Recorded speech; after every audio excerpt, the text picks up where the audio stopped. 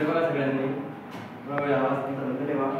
आपल्याला आज व्याकरण हा घटक बघायचा आहे आणि व्याकरणामध्ये समास बघायचे. पण समास तुम्हाला आधी सांगण्याआधी तुम्हाला समास माहिती आहे मला आधी माहिती करून घ्यायचे. सांगा बरं समासाचे किती प्रकार पडतात? समास कारण हे याच्या आधी झालेले आपल्याला याच्यामध्ये आता विस्तृत बघायचं आहे. पण समासाचे किती प्रकार पडतात हे पहिल्यांदा सांगा. हां 4 बरोबर 4 प्रकार पडतात. पण सांगता येईल का कोणते प्रकार पडतात? ठीक आहे मी सांगतो हरकत नाही.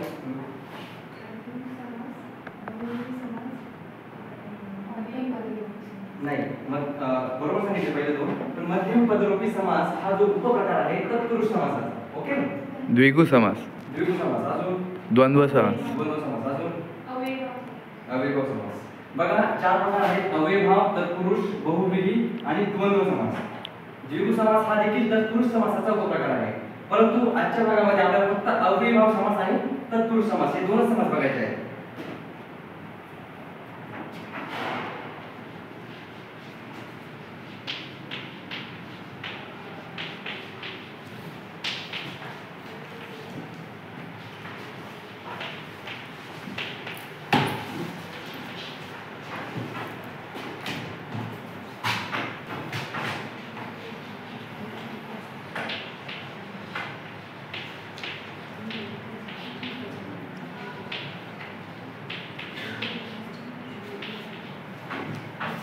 अव्ययभाव समास आणि तत्पुरुष समास या दोन समासांमध्ये फरक एवढाच आहे की पहिल्या समासामध्ये पहिलं पद महत्त्वाचं असतं आणि दुसऱ्या समासामध्ये दुसरं पद महत्त्वाचं असतं.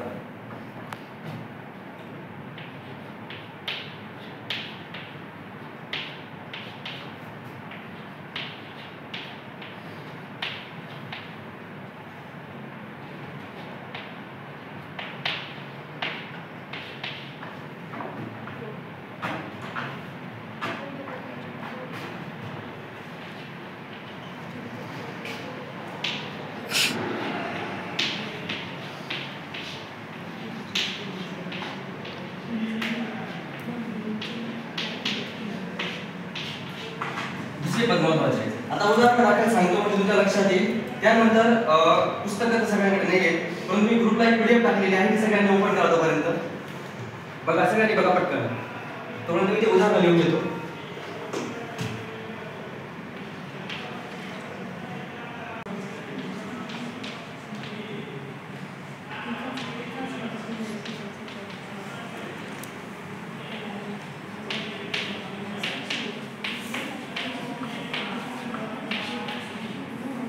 काढली कसं काय पीडीएफ? अव्ययभाव समास काढला की सगळ्यांनी? त्यामध्ये तुम्हाला शब्द काय दिसत असतो बघा खाली. जन्म यामध्ये पहिला जो शब्द आहे जो अव्यय असतो बहुधा हा जन्म म्हणजे जन्मापासून. त्या ठिकाणी आणखी काय दिले बघा बरं. दिसतंय का सगळ्यांना? हे बघा खालील विग्रहापासून सामासिक शब्द तयार करा. बघा त्या ठिकाणी 3 ते 4 शब्द तुम्हाला पुस्तकामध्ये दिलेले आहेत. दिसतंय का? सांगा बरं पहिला शब्द काय आहे? प्रत्येक गावी. ठीक आहे. आता या ठिकाणी जन्म होता तर आपण जन्मापासून असं केलेलं आहे. प्रत्येक गावी हा विग्रह आहे. मग त्याचा सामासिक शब्द काय तयार होईल बरं? गावोगावी. बरोबर. दुसरा आहे गावोगावी.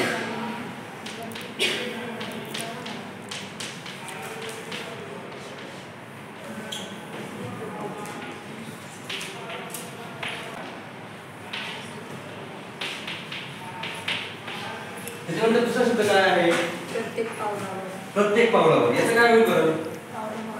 पावलोपावली. बरोबर. म्हणजे तुम्हाला समास या ठिकाणी कळालेला आहे.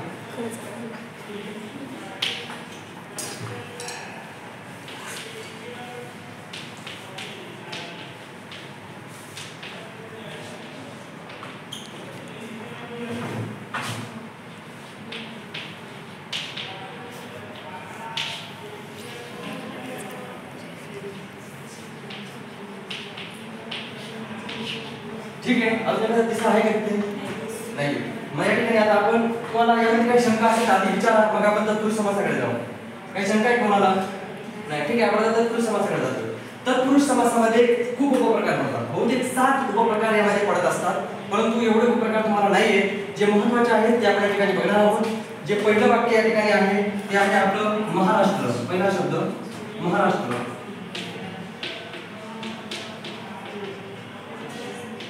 महाराष्ट्र याची फोड कोण करून दाखवेल का मला? महान असे राष्ट्र. बरोबर, महाराष्ट्र म्हणजे महान असे राष्ट्र. हा सरळ सरळ तत्पुरुष समास आहे. परंतु तत्पुरुष समासाचा एक महत्त्वाचा उपप्रकार पडतो ज्याला म्हणतात माहिती कोणाला? कर्मधारय समास. कोणता समास म्हटलं जातं? कर्मधारय समास. थोडक्यात त्याची माहिती सांगतो. कर्मधारय समासामध्ये दोनही पदार्थी प्रथमा विभक्तीमध्ये असतात. कोणत्या विभक्तीमध्ये असतात? प्रथमा विभक्तीमध्ये. प्रथमा विभक्ती म्हणजे याचा अर्थ असा की त्याला कुठलाही प्रत्यय लागत नाही. आणि विशेषतः या कर्मधारय समासामध्ये एक विशेषण असतं आणि एक विशेष्य असतं. विशेषण आणि विशेष्य म्हणजे काय?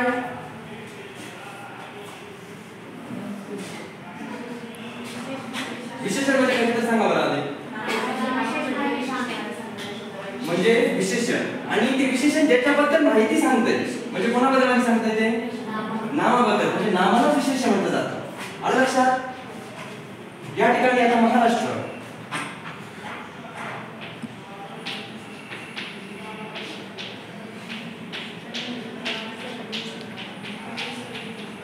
महाराष्ट्र महान असे राष्ट्र. याच्यामध्ये विशेषण कोणतं आहे आणि विशेष्य कोणतं आहे कोण सांगेल बरं मला? महान असे राष्ट्र यामध्ये विशेषण कोणतं आहे आणि विशेष्य कोणतं आहे? अगदी बरोबर, एकदम सोपं आहे. घाबरायचं काही कामच नाही त्याच्यामध्ये. ठीक आहे, आता दुसरा शब्द सांगा बरं. दुसरा शब्द काय आहे? तोंडपाठ. तोंडाने पाठ त्या ठिकाणी दिलेला आहे. हा शब्द राजपुत्र. शब्द आहे आपला राजपुत्र. राजपुत्र या शब्दाची विग्रहाची याची फोड कोण करून दाखवली बरं मला? राजपुत्र म्हणजे काय? जसं आपण महाराष्ट्राचं महान असे राष्ट्र केलं तसं राजपुत्र याचं कोण करेल बरं? हा राजाचा पुत्र. ठीक आहे, राजाचा पुत्र. या ठिकाणी प्रत्यय काय लागलेला आहे?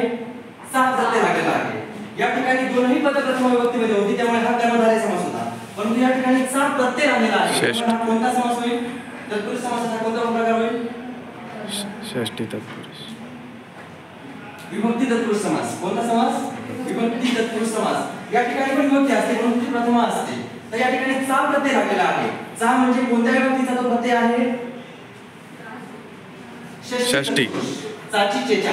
ठीक आहे, आपण बघतो प्रथमा द्वितीय असला तिसरा तिसरा त्याच्यानंतर चतुर्थी असते, परत चला ते सणाते, पंचमी असते, ऊन हून, षष्ठी असते, चाची चेचा सप्तमी असते, अष्टमी याला आपण संबोधन म्हणतो. म्हणजे नो मुलांनो शांत बसा या ठिकाणी हे संबोधन असतं. हे थोडक्यात तुम्हाला सांगितलेलं आहे. आता जो पुढचा शब्द मी देणार आहे तो तुम्हाला सांगता आला पाहिजे.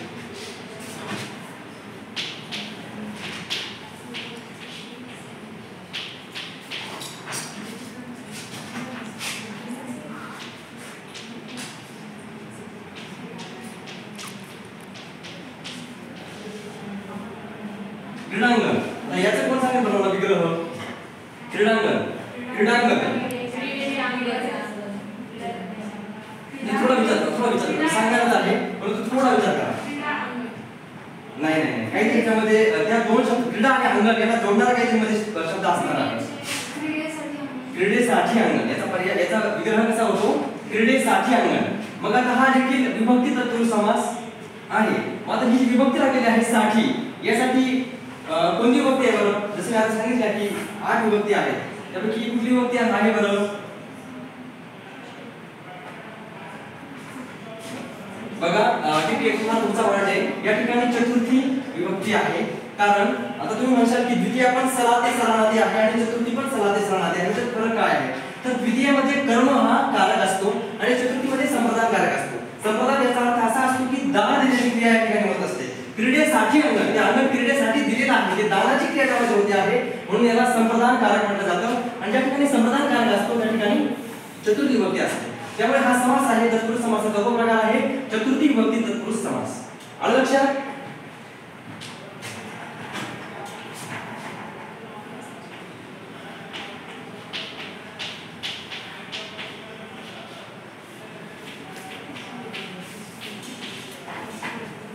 शेवटचा एक शब्द आहे अयोग्य आहे ना, एक शेवटचा आहे, या ठिकाणी फळ्यावर जागा कमी पडते आहे आपल्याला.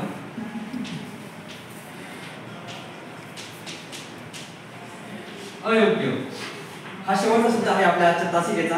परंतु सांगा बरं याचा विग्रह काय होणार आहे? सोपा शब्द आहे अयोग्य. योग्य नसलेला, सरळ सरळ होतो. काय म्हणतो? योग्य नसलेला. मग आता या ठिकाणी हा तत्पुरुष समासाचा कोणता प्रकार असू शकतो बरं? हा सगळ्यात सोपा प्रकार असतो. कारण का यामध्ये सरळ सरळ पहिला नकार आहे, त्यामुळे याला नत्र तत्पुरुष म्हटलं जातं. काय म्हटलं जातं? नत्र तत्पुरुष.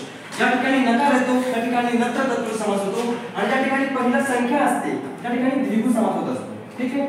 या ठिकाणी आणखी एक उदाहरण आहे, त्या ठिकाणी सप्तमी किंवा काहीतरी आहे, अष्टकोण म्हणजे 8 कोणांचा समूह. या ठिकाणी अशा प्रकारे संख्या विशेषण लागत असतं, त्या ठिकाणी द्विगु समास होत असतो. ठीक आहे.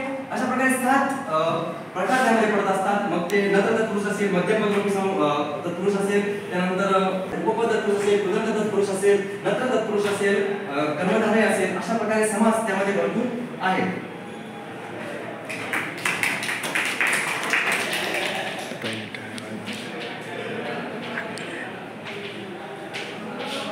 यामध्ये मला काय अडचण